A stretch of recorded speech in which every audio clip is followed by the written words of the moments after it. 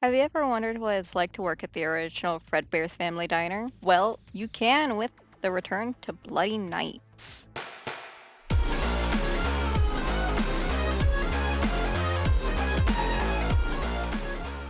The Return to Bloody Nights is a fan game made by, and I'm probably going to butcher this, Kazowski.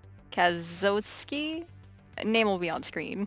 That takes us back to some of the mechanics of the first game. You have two doors you have to keep an eye on to keep the animatronics out, but instead of a power meter, you have to watch a heat gauge. If the doors get too hot, they break and you have to wait for them to cool down to be able to use them again. If you can last that long, that is. In this game, you have to fend off Fredbear and the original Bonnie, as well as the marionette Spring Bonnie and Spring Freddy. The marionette is thrown into your office after malfunctioning, and to keep it at bay, you have to look behind you and shine your flashlight on its face. The cupcake also seems to be in this game, but I never saw it, so I'm not sure if it's really a threat or what it does. Both Freddies come from the left door, and both Bonnies come from the right door. It should be easy to remember who's on what side because Fredbear and Bonnie are painted on their respective doors saying hello, which I think is a pretty cute little detail.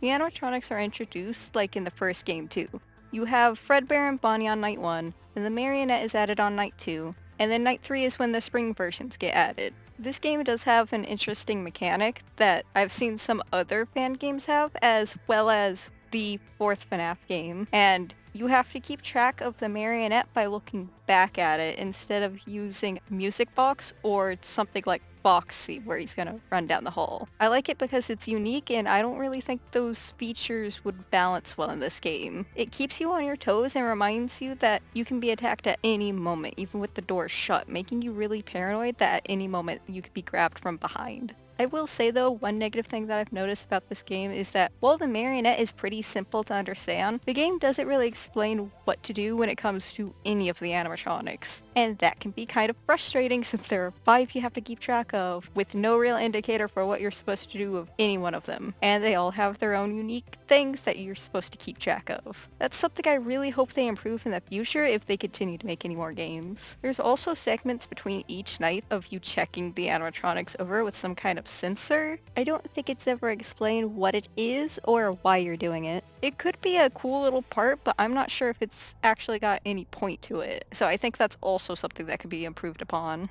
Throughout the nights, you have the CEO talking to you like the phone guy did in the first game, giving you hints and tips as well as threats to be fired if the animatronics get messed up. It's more so giving you lore, so I think that should probably be tweaked some for giving you information on how to deal with the animatronics. It also shows you that even from the start of the company, they didn't care about their employees, which shouldn't be too much of a shock if the Springlock training tapes are anything to go by. And at the end of the game, you're told you'll be paid $110 and a voucher for some of their pizza, but you only end up with $99 and a couple of $5 vouchers for Fredbear's Pizza. You're also told you'll get an extra 20 if you record some lines for some instructional tapes about the Springlock suits, implying that you're playing as the phone guy. I think it's a cute little detail, but I'm unsure about how I feel about it fully.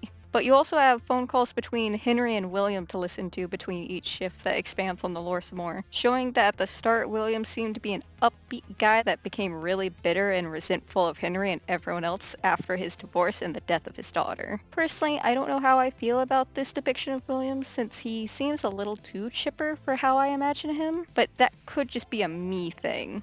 I also think they harp on about safety a little too much. Like, I get it. It's supposed to be a safe place for kids. You want to make sure everything's safe, and you probably want that juxtaposed next to the animatronics trying to kill you every night, as well as what we know William does and what happens throughout the series, but I think you mentioned safety just a little too much. Through all the calls, though, we get to hear about stuff happening and Fredbear's slow collapse as the events that we've heard about fall into place, as we sit none the wiser behind our desk as the night guard over the place. Something else that I want to bring up that I kinda did earlier with the doors is the art in this game. The models for the characters and the stuff at the office look really good, and I love the art they made for them. I think it's so creative that they added art of the characters onto the doors of them saying hello. It's such a little but nice detail, and the little bobbleheads of the two golden characters on your desk is so cute too. When you die, there's also a unique death screen for each animatronic, which I absolutely love. The animatronics in this game just honestly look really creepy, and I really love their models. There's also a little mini game that you can play that lets you play as Freddy in a game that's reminiscent of Scott's running game, where you have to jump over pits and avoid spikes. Overall, I think it's a pretty solid fan game with its own take on how the events leading up to this second game went,